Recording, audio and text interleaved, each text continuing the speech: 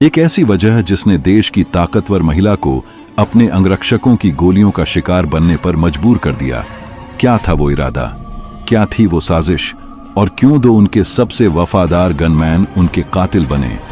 ये कहानी सिर्फ एक हत्या की नहीं, बल्कि एक बड़े दर्द और बदले की कहानी है। 31 अक्टूबर 1984, एक ऐसा दिन जिसने भारत के इतिहास को हमेशा के लिए बदल दिया। पर क्या आपने कभी सोचा है कि इंदिरा गांधी की हत्या सिर्फ 2 गनमैनों का काम थी, या इसके पीछे का सच कहीं और गहरा छुपा है? आज हम आपको उस सच के सामने लाएंगे जिसे जानने के बाद आप खुद को हैरान पाएंगे। हेलो दोस्तों, मैं हूं आपका कुलप्रीत सिंह और आप देख रहे हैं ट्रूथ टेल्स।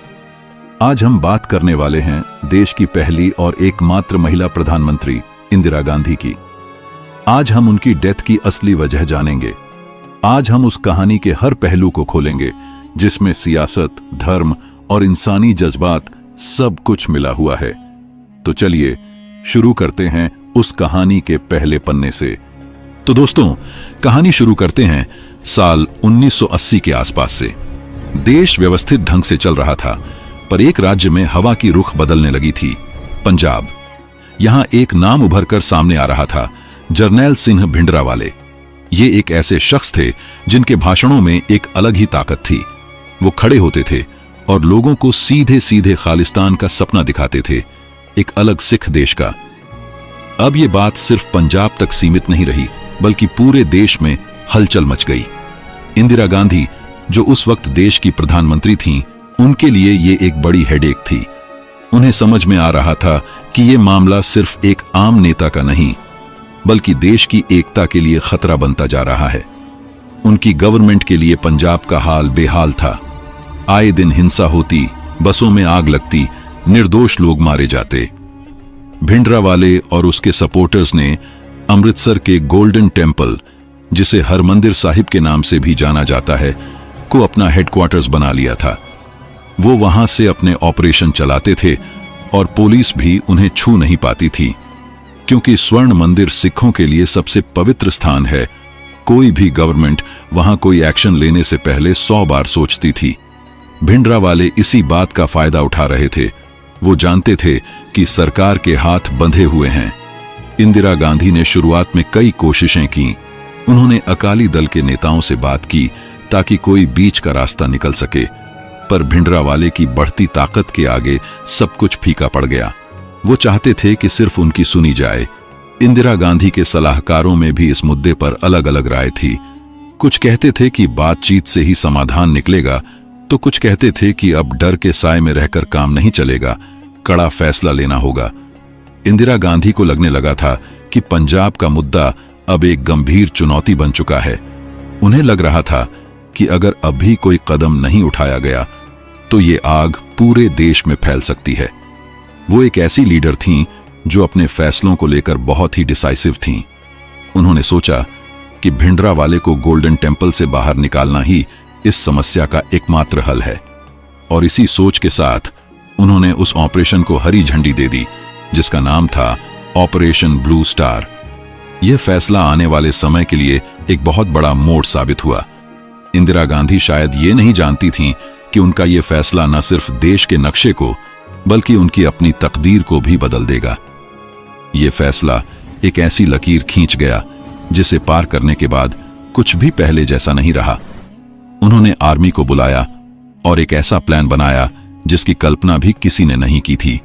आर्मी को हुक्म दिया गया कि स्वर्ण मंदिर में घुसकर भिंडरावाले और उसके आतंकियों को खत्म कर दिया जाए।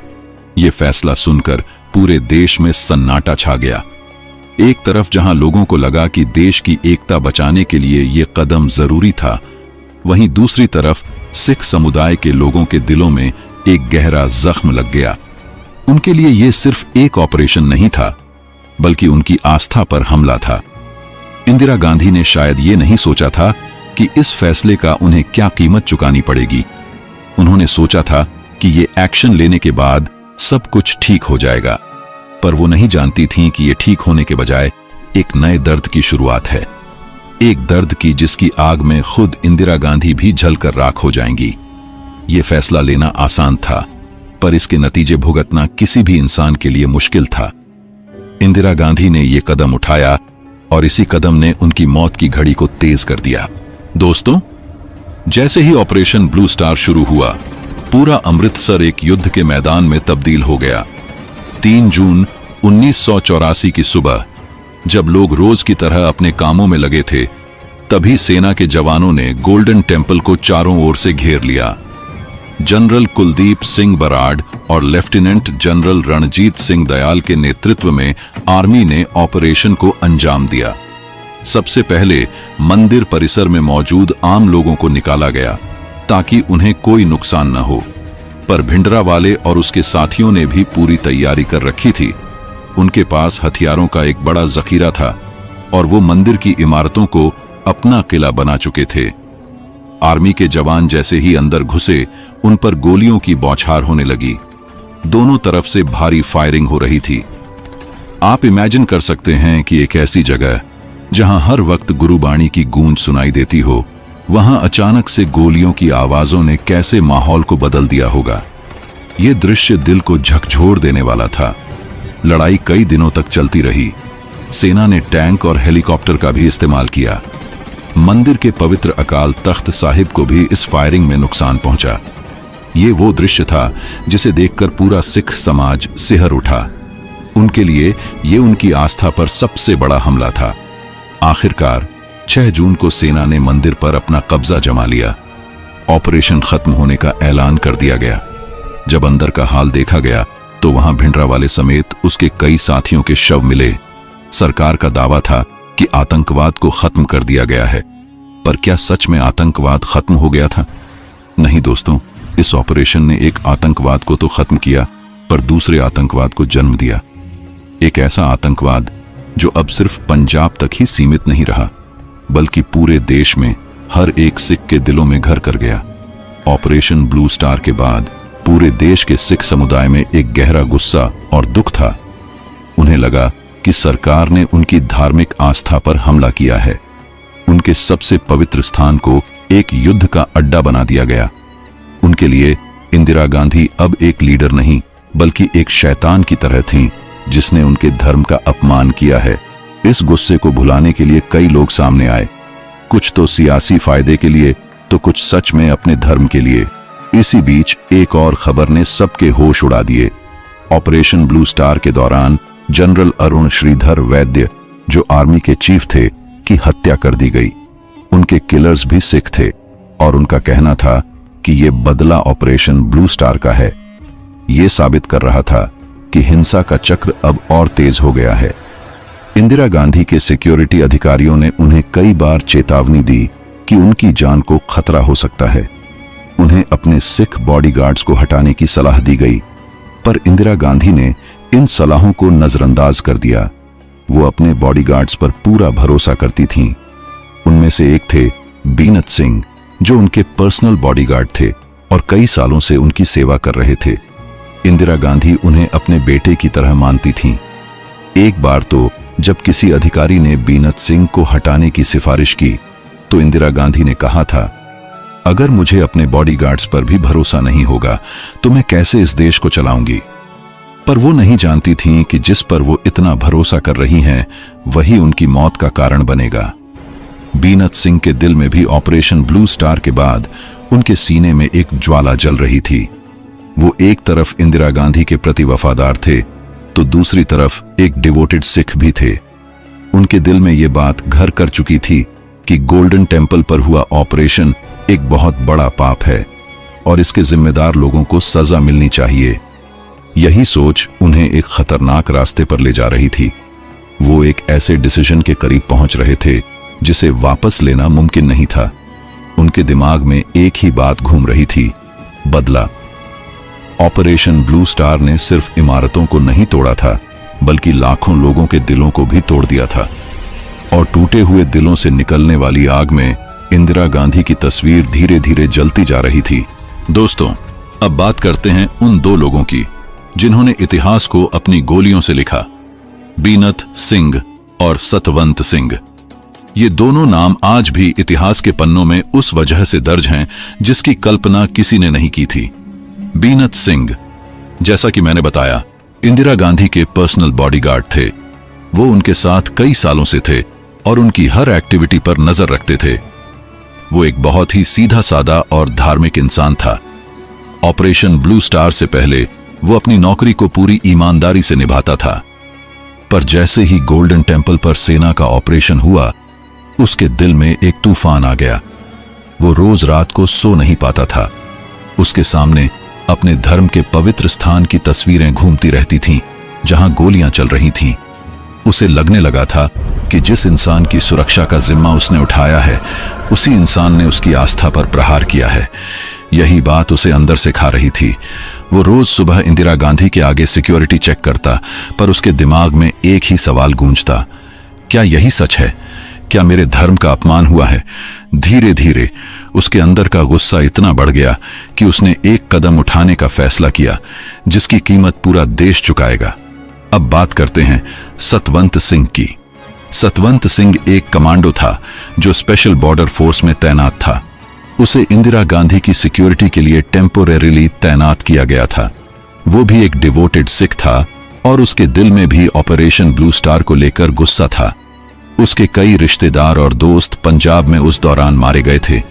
वो भी इस बात को लेकर आहत था कि सरकार ने सिखों को निशाना बनाया है।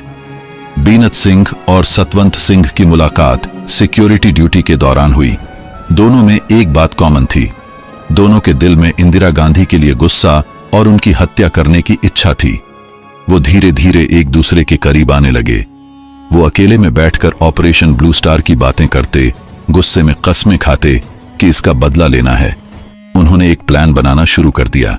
वो जानते थे कि ये कोई आसान काम नहीं है।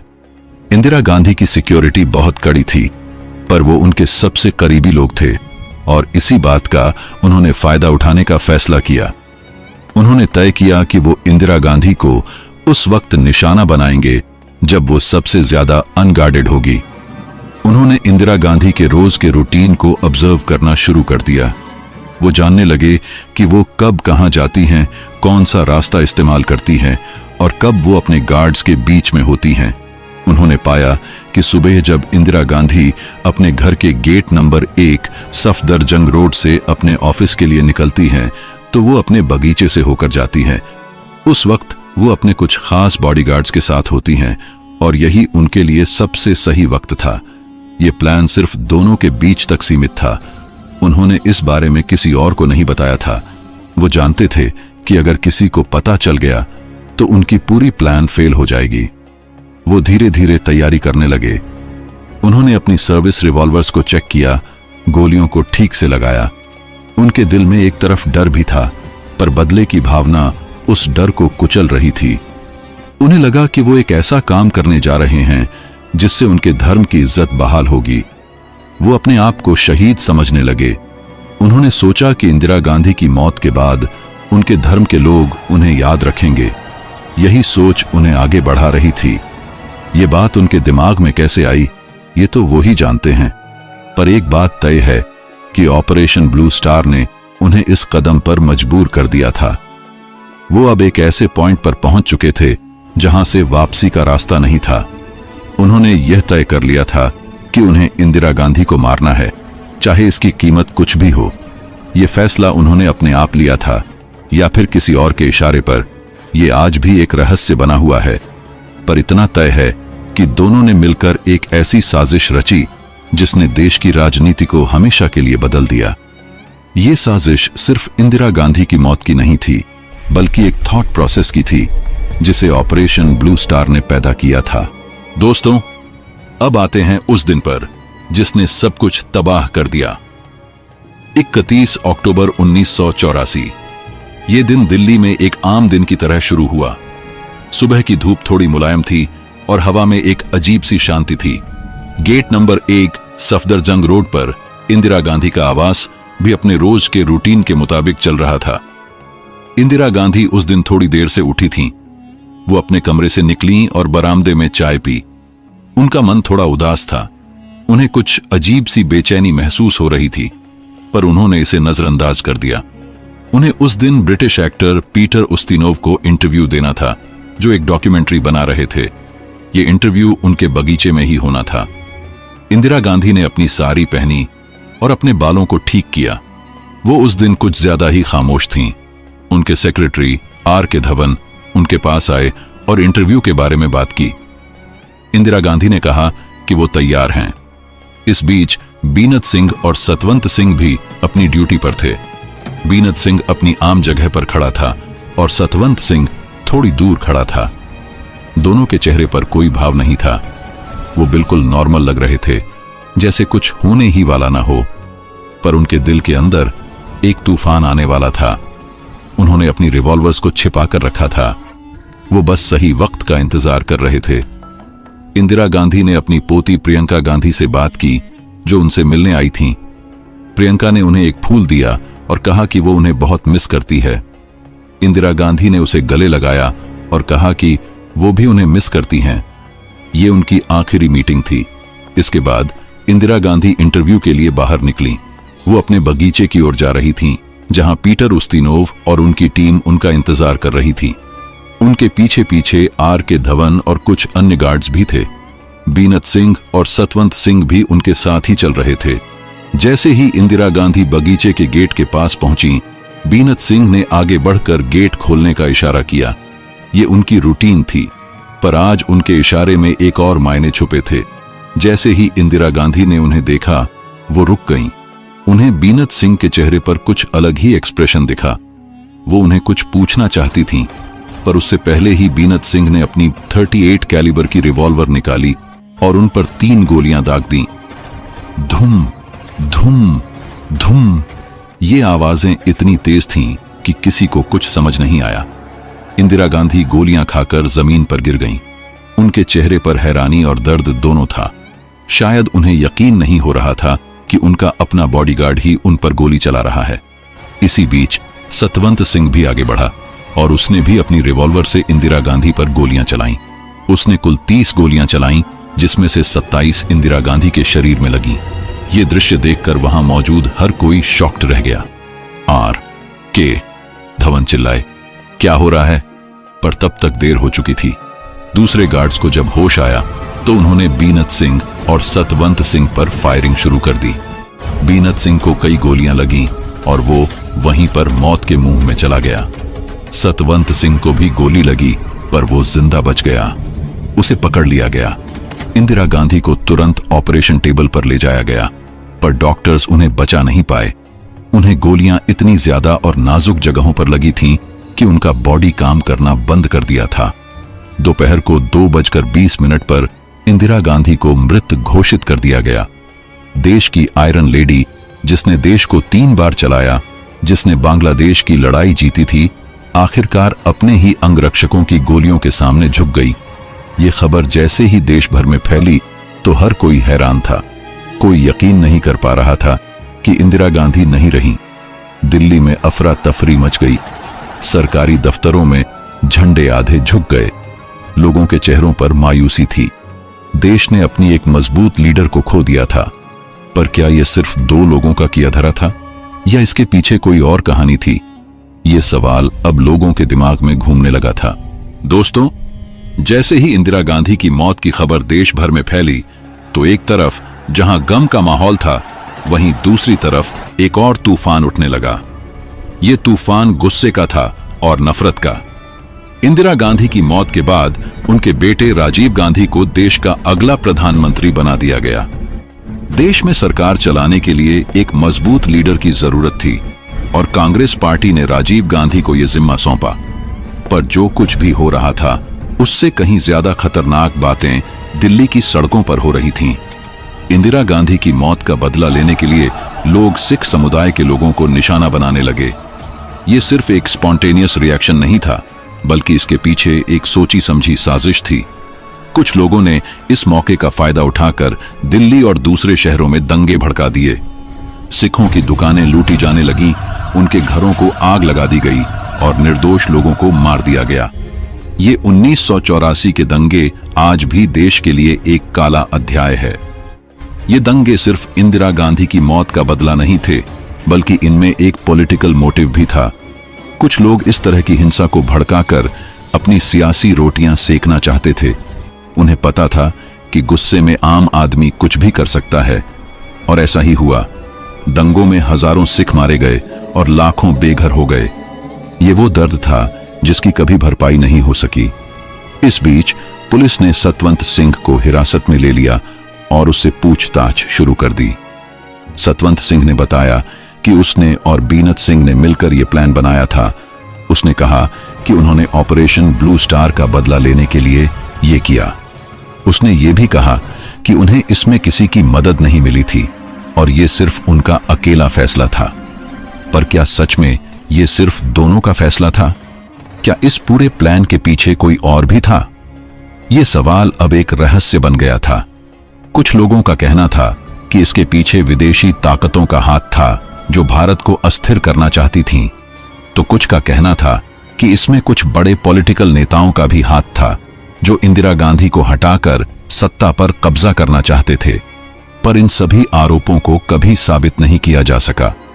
सतवंत सिंह और उसके एक रिश्तेदार कहर सिंह पर मुकदमा चला और उन्हें डेथ सेंटेंस दिया गया। 1989 में दोनों को फांसी दे दी गई।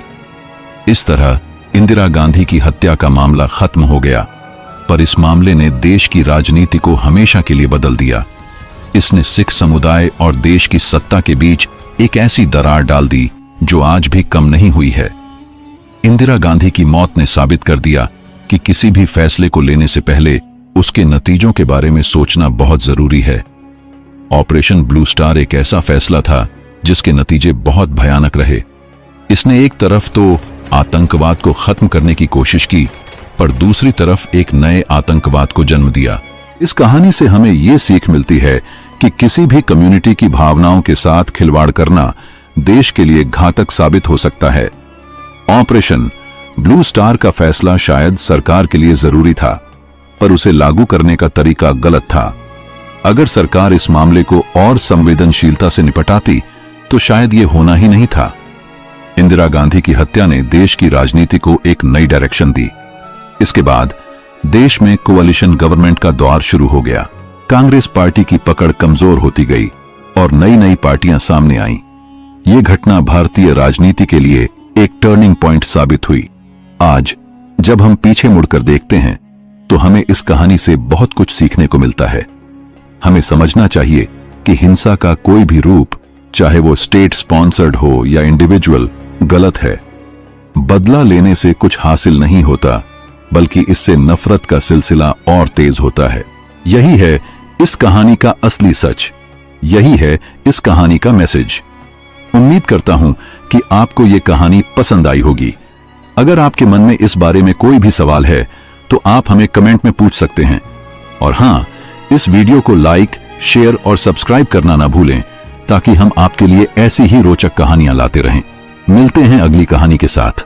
तब तक के लिए जय हिंद।